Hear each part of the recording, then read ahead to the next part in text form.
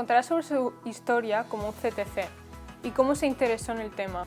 Guille nació en Cuba y se crió en Panamá. Sus padres eran estadounidenses y en 1980 se fue a vivir a España.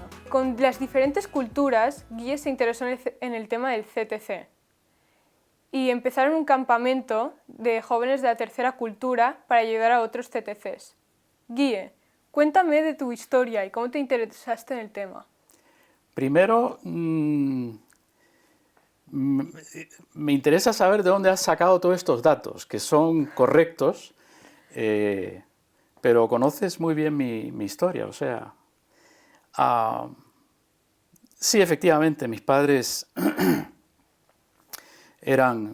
somos una familia muy creyente, y mis padres estaban trabajando en un colegio pequeño en Cuba cuando yo nací. Pero 6 meses después cambiaron y en vez de trabajar en Cuba iban a trabajar en Panamá.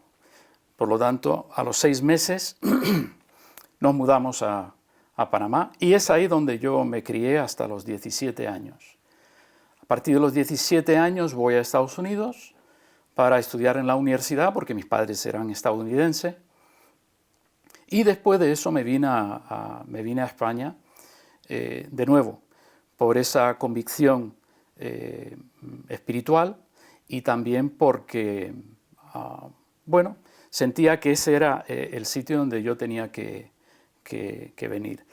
Lo que pasa es que toda mi vida ha sido una vida entre culturas. Por ejemplo, la foto que estáis viendo ahora mismo es una foto cuando yo tenía unos 4 años y mi hermana tiene 2 años y estamos vestidos con el traje típico panameño. El montuno se llama el traje para el hombre. Pero la diferencia es que yo soy muy rubito y muy blanquito. Tendría que tener el pelo más moreno y la tez más de color de café con leche. Entonces, toda la vida yo he experimentado ese hecho entre la cultura panameña, la cultura norteamericana. En Panamá yo hablaba y pensaba igual que un panameño. Me crié, me eduqué en el sistema panameño, en un colegio panameño, pero el color siempre me traicionaba. Es decir, yo tengo amigos en Panamá que son blancos, pero yo soy traslúcido. Yo soy más blanco que blanco. O sea, si no es por las maravillas que hace la cámara, yo desaparezco ahora mismo, porque yo soy tan blanco. Y luego, cuando iba a Estados Unidos a visitar a mis abuelos, parecía un estadounidense, ¿no? Parecía gringo, como se suele decir en Panamá.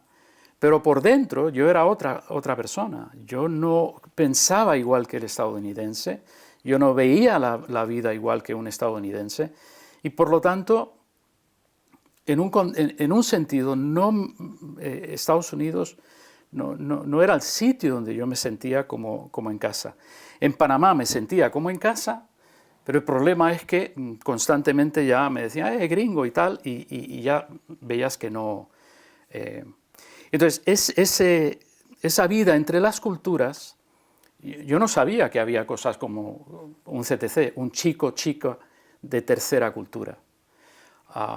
Y no fue hasta que tenía unos 30 años que vino una persona, David Pollack, y dio una conferencia, y de repente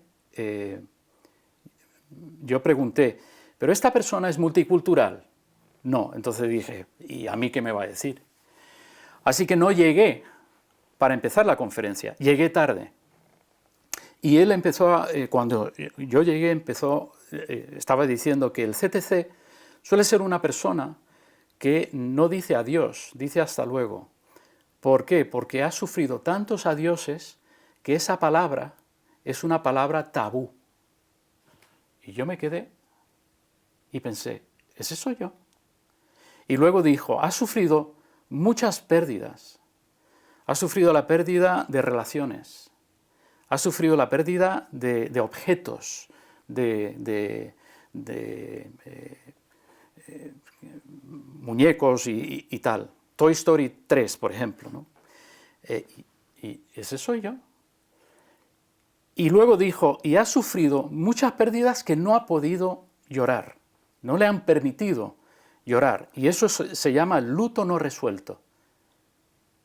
Y yo, por ejemplo, ha perdido la muerte de seres queridos y no ha podido estar en sus entierros. Y yo perdí a mi abuelo, que era el hombre más influyente en mi vida. Y voy a llorar, pero... Y empecé a llorar. Ahí sentado empecé a llorar. Yo no había llorado en 30 años. Empecé a llorar, tratando de pararlo. La persona que estaba a mi lado se sintió inquieta y se empezó, ¿sabes? Cuando estás inquieto y empiezas a quitarte. Sí. Y yo empiezo a llorar más y más, que no lo puedo controlar. Y escucho a David decir, no os preocupéis, ese es un CTC que se está dando cuenta hoy que es un CTC y está llorando lo que nunca ha podido llorar. Bueno, yo ya empecé a llorar como una magdalena, y esta persona pues se quitó y él siguió, bueno, y tal cual. Y luego después tuvimos 3 horas juntos y fue cuando yo me di cuenta de quién era yo. Y las piezas empezaron a encajar. Ahora entiendo.